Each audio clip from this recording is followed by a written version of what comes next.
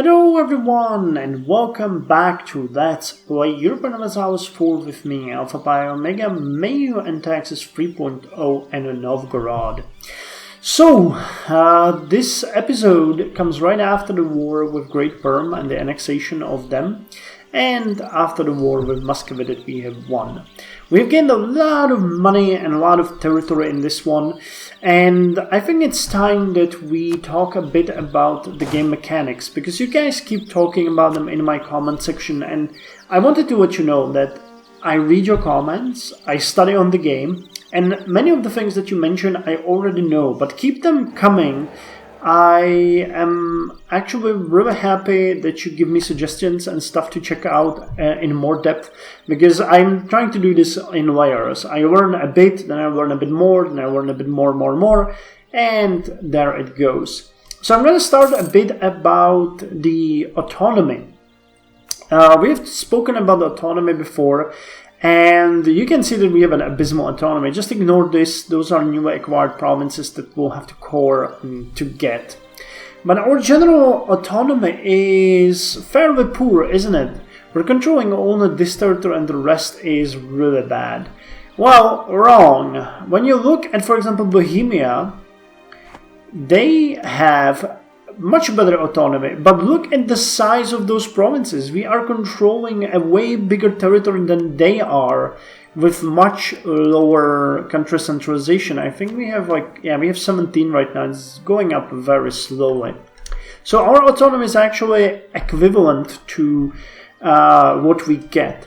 And there is actually another thing that I have spoken about with the devs that is quite interesting, and that is how the autonomy is calculated. So before I did not completely understand this mechanic, but now I think I understand it better. They have started to take care about the rivers way more than they did in any previous instances of Meiou Taxes. So the harborage is actually working not only for the ports but for the rivers as well. So the easiest way how we could get really good communication efficiency here is by increasing the ports, because the ports are the one that would translate over large territories. See this river? That one could be used using the harborage to connect all of your provinces. It kind of makes sense. Unfortunately, Veliki Novgorod, as you can see, only connects here and then with the provinces down here, and those we do not own. If we send someone, a messenger, the one that calculates the game's connection, he goes like this, try to go through here, the river, and to Obozhenie and then to Belozero, but that does not work well here. So instead, he probably takes the land route because it's faster. We do have the paths here. However, from here, it would be also, again, much easier to take the river to connect Galish, Kostroma, and these provinces which do not have harborage. Yaroslavl has a bit of harborage, but its autonomy is just, it's just too far. So if we wanted to improve the connection with these provinces, it would be best to build harbors there, improve the harbor in Belozero, and improve the roads in Volkov. However, as our own autonomy in the capital is at 44.8 and Volkov is 43.6, the difference between these two is only 0.8%, so Volkov is fine. It's further down where the problems begin. It's the connection between Belozero and Volkov where they have to do the land route. So we would need to improve the pathing here, and then subsequently the harborage here, and try to use it that way, because there's no way we can actually hold these provinces without doing major roadways and networks and connection efficiency and stuff like that. Oh yes, you are disloyal. I'm gonna speak about that a bit later. So that's one thing that's actually kind of important.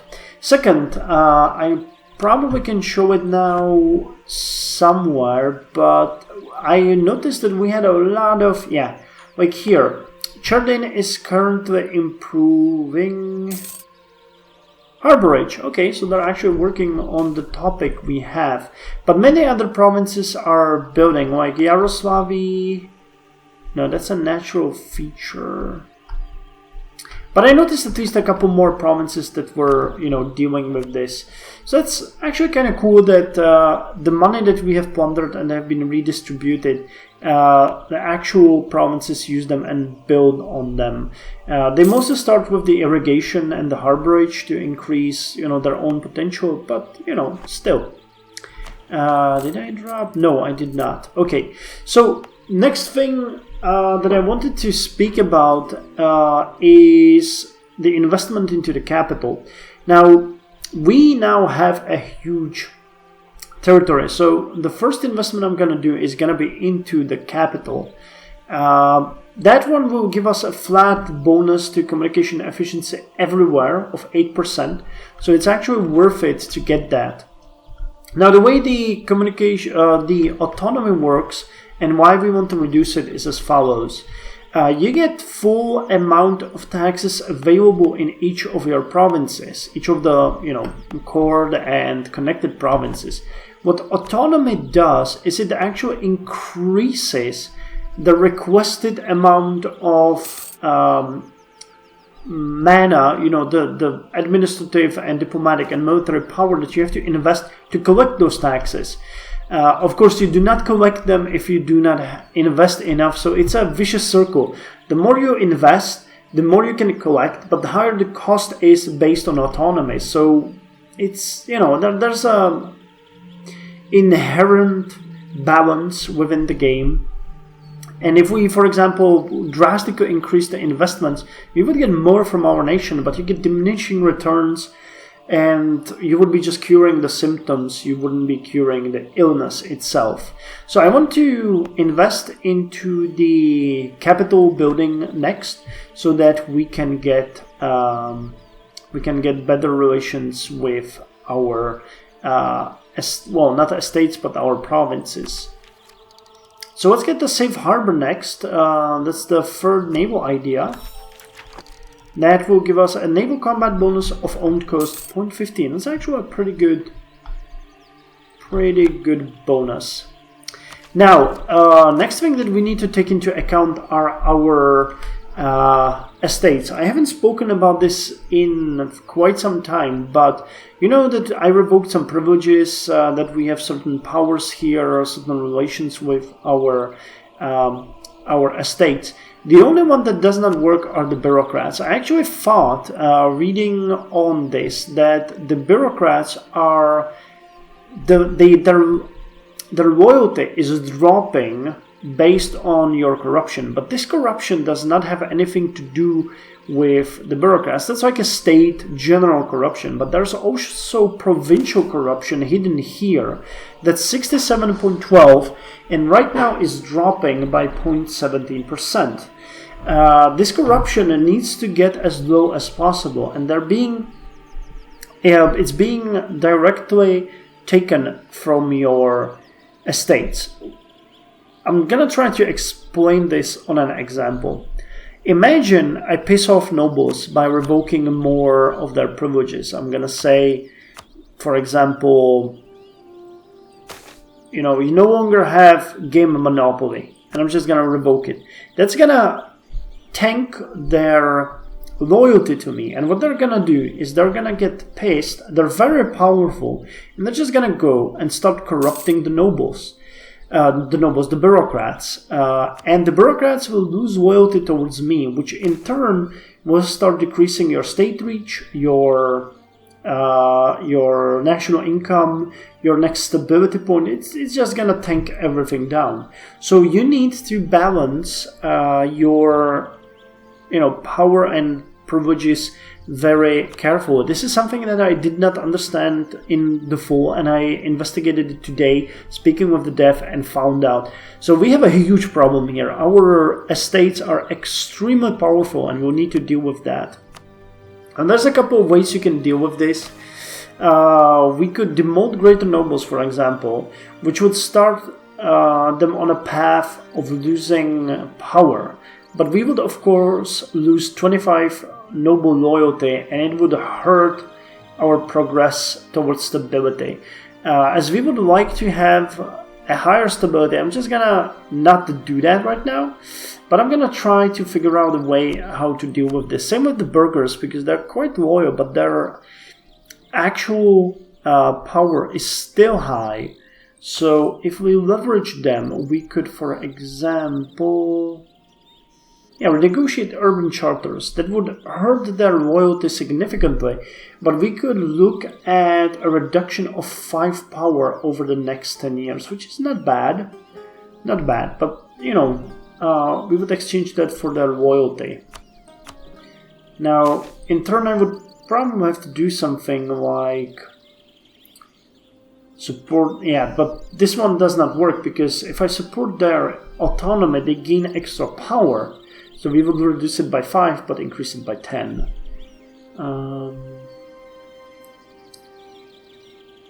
I could, for example, provide tax relief, which would increase their loyalty by 7.5 and decrease my stability, but I'm pretty sure that's going to hurt my income.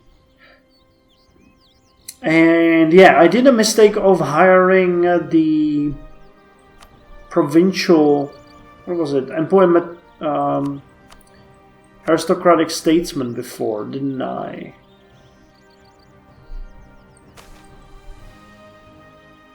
I think I did, which increased their power as well, so that's a bit of a problem. Right now my best course of action is ignore this and wait for the relations to go high, and then try to remove their... Well, honestly, it might be a good idea to hurt the burghers now, because that way we could... They're less powerful, and by removing them we could, generally speaking, appease our situation. So we're getting about half of our corruption from the burghers. So what if we supported them here? Let's say I provided them with a tax relief. That would give me extra 7.5 loyalty. And this would give another 5. And we could renegotiate... Wait, no. We could negotiate the urban charter. But I'm gonna wait a bit before we get more stability, because these things take a long time to balance out, and we don't have a lot of stability. And our provincial corruption is actually kind of high, so I wouldn't mind getting it lower. There's actually no way you can influence this other than just moving around, having patience. And yeah, as you can check here, we have 67.12, which rounds to 68 provincial corruption, and loyalty of the bureaucrats of 32. So it is in direct opposition. So we need to lower this, and or we need to lower the corruption to increase the loyalty. The nobles are going to be a much bigger issue. I'll need to figure out a way how to make this happen. When we get to +2 stability and somewhere higher, I'm gonna have to hit them with the demotion, but balance it out with some... Oh my god, the strategic marriages that I've been doing also increases their power. That is really bad. So maybe we could... Their power is 70, so that would be 7%. Oh my god, that's really bad.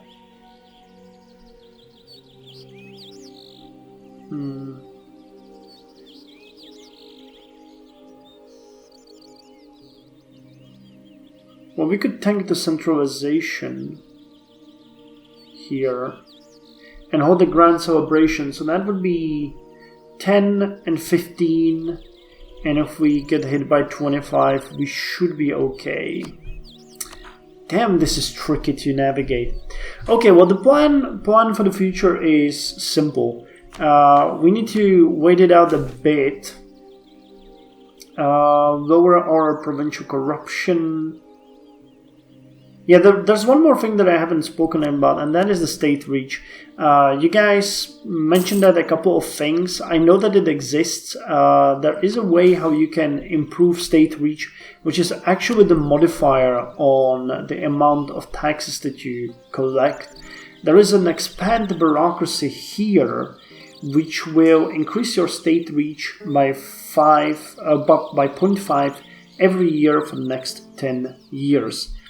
But that's going to be a bit of an issue. What the hell was that? I hope you guys did not hear that. My phone probably is doing something wrong.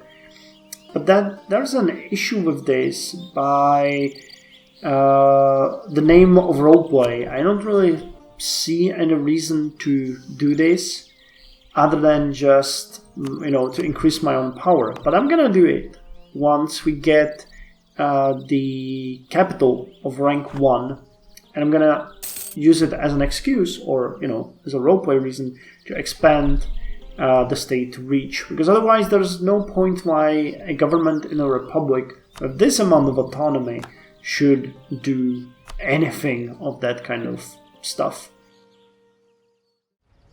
Not much time has passed, but we can now take two technologies, the printing press and the flush planking. So let's take the printing press. Printing press. It was painfully slow to copy a book by hand, and carved wooden block prints were nearly as difficult to make. The invention of movable type by Johann Gutenberg in 1430s spurred a new wave of cheaply printed books, and a change from book printers to publishing houses. Production efficiency increased by 2%. That's actually pretty good. And we have the flush planking, which will give us global trade power plus 20 for the next 7 years.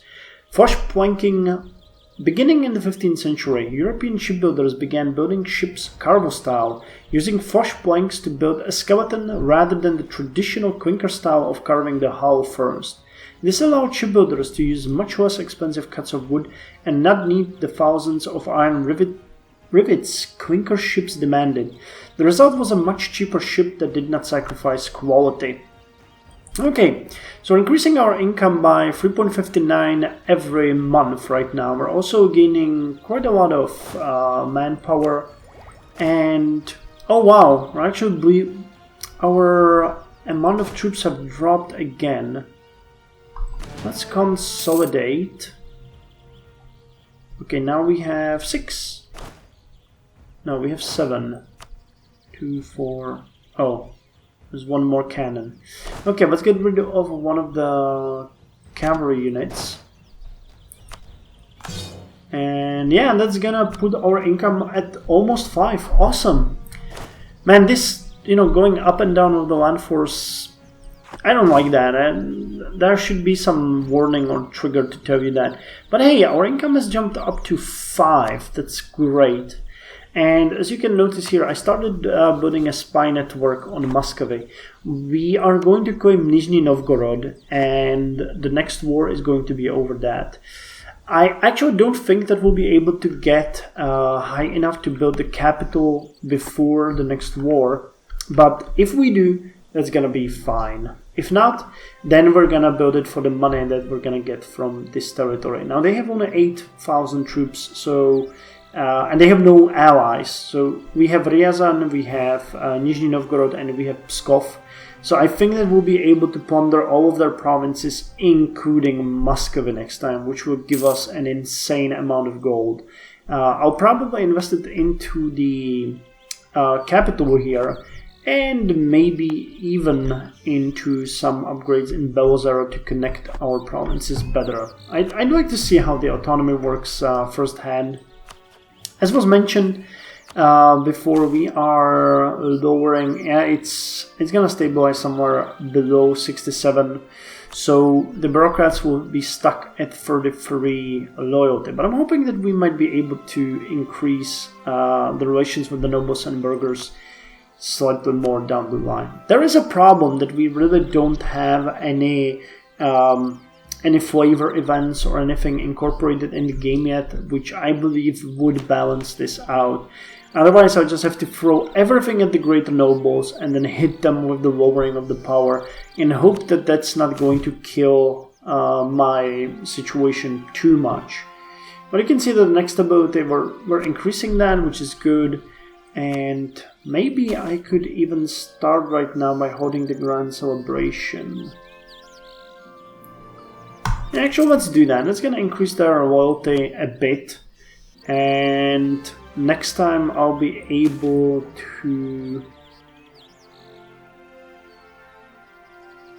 do something more there. Yeah, the yielding of the concessions. Yeah, the Euro centralization is really bad. But in relations with... Okay, we would have 69, and how much does the demotion cost? Or is it revoke privileges? No, that's revoking the privileges. My phone rang in the very worst moment. So if we wanted to leverage the nobles and demote them, we would lose 25 loyalty and the progress towards stability. Okay, let's do that later on. We need to deal with that, and we also need to revoke their privileges. I don't think they're hurting their power at all. Euro corruption. Well, the Euro corruption would be probably good. Codified titles, but stuff like that. Yeah, and you can see that it's increasing the bureaucracy corruption as well. Okay, so we will just keep working on the nobles and then trying to revoke their privileges.